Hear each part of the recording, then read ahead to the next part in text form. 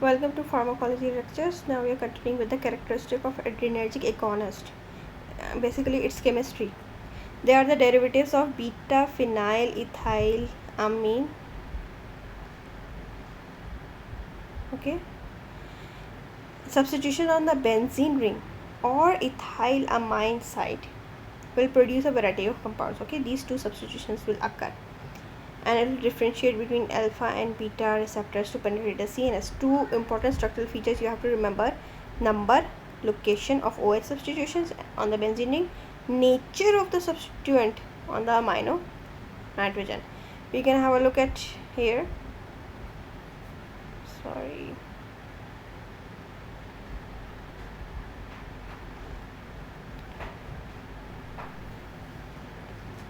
Now we have checked this phenylepinephrine. These all, as we have studied here, these all are beta phenylethylamine. Okay, now this is beta phenyl, this is the phenyl group, and this is at beta carbon ethyl, and this is amine. So all of them have these structures. Epinephrine, you can see the OH group phenyl is missing here. Norepinephrine, you have an extra H substituent, and for epinephrine you have a methyl group. For isoproterenol you have an extra ethyl group. So it increases the beta receptors affinity to, as you add an methyl group on the nitrogen atom, it will increase its size and increase in the affinity.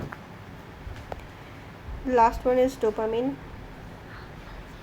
and you can see there are two OH molecules here on the benzene ring, and its structure is relatively small to cross the BBB.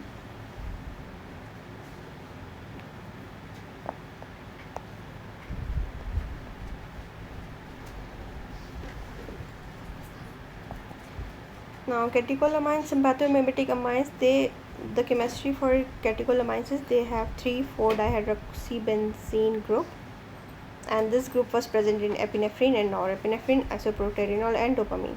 These are called catecholamines, these four drugs. The compounds share following properties due to the same structural group.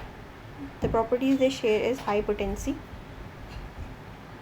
and directly activate alpha or beta receptors, and they are rapid inactivation. Catecholamines are metabolized by COMT postsynaptically, we have studied earlier, and by MAO.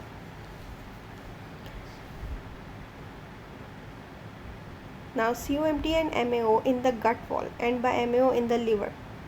In the gut wall, in the liver, thus they have only brief period of action when they are given IV, and they are inactivated when they are given orally because of gut wall. Poor penetration of CNS. They do not penetrate. Most catecholamines have some clinical effects, as they are the reason behind is they are polar, and most catecholamines have some clinical effect: anxiety, tremor, headache, that are attributable to the action on CNS. Non-catecholamines, they just differ, lacking the catechol hydroxyl groups, and so they have now this makes them polar, and it will make this less polar, so it will have longer half-life. They will not be inactivated by COMT, and these include phenylephrine, ephedrine, and amphetamine. These agents are poor substrates for MAO. Thus they have a prolonged duration of action and increased lipid solubility, therefore they will cross the CNS BBB. Now substitutions on the amine nitrogen. The nature of the substituent will determine the beta selectivity. For example, epinephrine with a methyl substituent on amine nitrogen is more potent at beta receptors than norepinephrine, which is not substituted with any methyl group. Isoproterenol has an isopropyl substituent on amine nitrogen, and it will have strong beta agonist with little alpha activity.